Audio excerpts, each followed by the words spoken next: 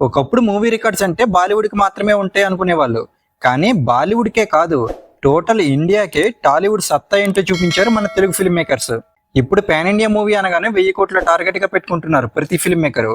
కానీ ఒకప్పుడు 500 కోట్లు కలెక్ట్ చేయడమే చాలా గొప్ప అనుకునేవాళ్ళు. ఫస్ట్ దానిని రాజమౌళి గారు బ్రేక్ చేసి 1000 కోట్ల టార్గెట్ గా ఫిక్స్ చేసి తెలుగు సినిమా సత్తా చాటారు.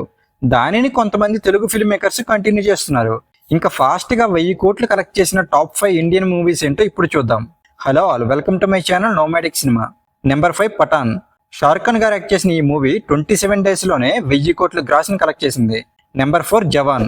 మళ్ళీ షారుఖ్ ఖాన్ గారు యాక్ట్ చేసిన ఈ మూవీ కూడా 18 డేస్ లోనే 1000 కోట్ల గ్రాస్ కలెక్ట్ చేసింది.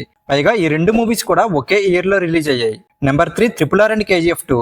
ఈ రెండు మూవీస్ కూడా 16 డేస్ లోనే 1000 కోట్ల గ్రాస్ ని కలెక్ట్ చేశాయి. నెంబర్ 2 బాహుబలి 2. ఇండియన్ ఫిల్మ్ హిస్టరీలోనే 1000 కోట్ల గ్రాస్ కలెక్ట్ చేసిన మూవీ. అలాగే ఫాస్ట్ గా అంటే 10 డేస్ లోనే 1000 కోట్ల గ్రాస్ కలెక్ట్ చేసిన మూవీ ఇది. ఇప్పుడు ఈ రికార్డ్ ని మళ్ళీ తెలుగు సినిమాని బ్రేక్ చేసింది. అదే నెంబర్ 1 పుష్ప 2 ది రూల్.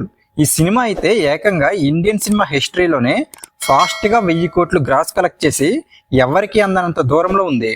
ఈ మూవీ జస్ట్ 6 డేస్ లోనే 1000 కోట్లు గ్రాస్ కలెక్ట్ చేసి రాబోయే మూవీస్ కి సవాల్ విసిరింది.